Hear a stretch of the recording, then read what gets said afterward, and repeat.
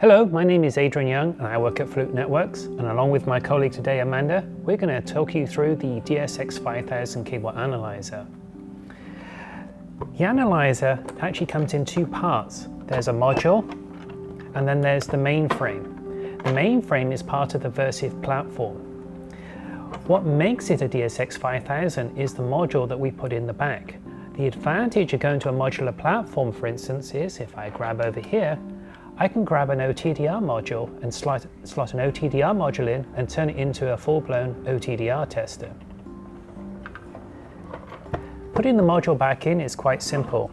You'll find on the side of the instrument here that there are a couple arrows, and what you'll do, and I'll get Amanda to do this, you just slide it in, point it into the two arrows there, drop it down, push the ears down, and you are good to go. So what are these RJ45s for?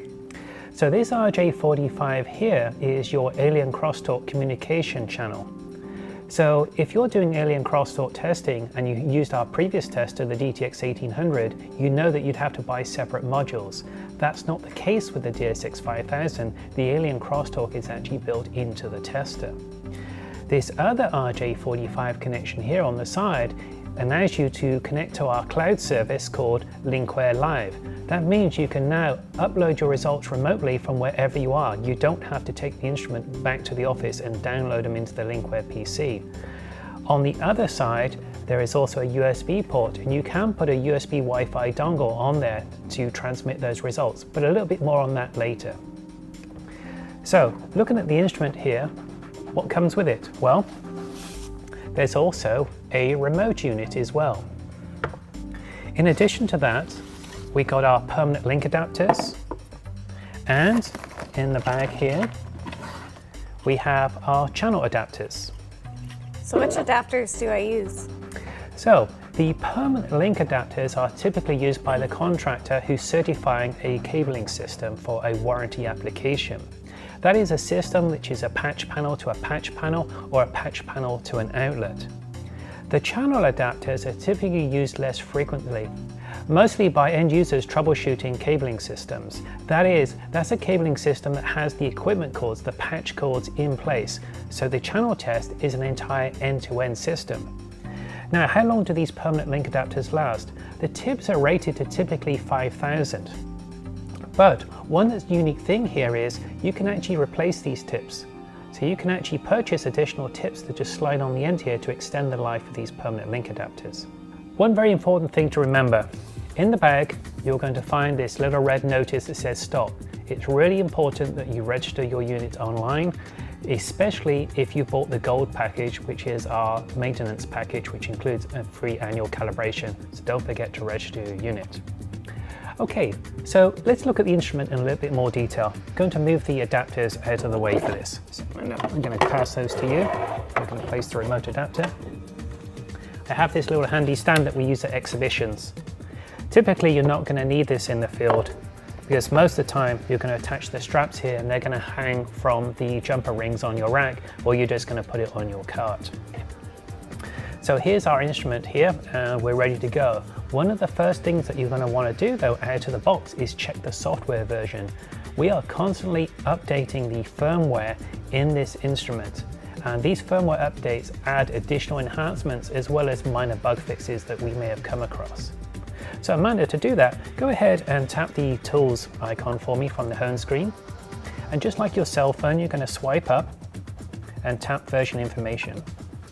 So on this screen here, you're going to see the serial number, but no calibration date. What you're looking at here is the serial number of the mainframe. The module has its own serial number. So go ahead and tap module for me. So now we see the calibration date. Remember, the mainframe is just the operating platform. The measurement system is the module itself. The calibration is required every 12 months, and that calibration date will be stored on your test report and can be reviewed by your customer. And customers have been known to reject test results when the calibration is not within that 12-month period. An enhancement to this tester is out of the box. That calibration date doesn't start ticking until the first time you hit the test key. Okay, so we checked the software version and we are good to go.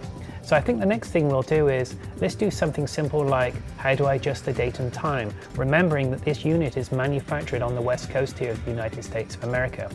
So I'm going to cheat here. I'm going to press the home key, and then I'm going to get Amanda to tap tools again for me, and then just gently swipe up the screen, and you should be able to see date and time.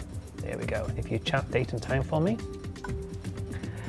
it's really important to make sure that you set the date and time. It seems a little bit obvious, but this date and time is going to be stored with every test report that you've done. If you're in a different part of the world, you could be off by 23, 24 hours even, so you could even have the wrong day on there. And customers have started looking at test reports and the security logs of their buildings to see if the results actually match up. So it's very important to do the date and time. So that's some of the basics of the instrument here. What else comes with the instrument?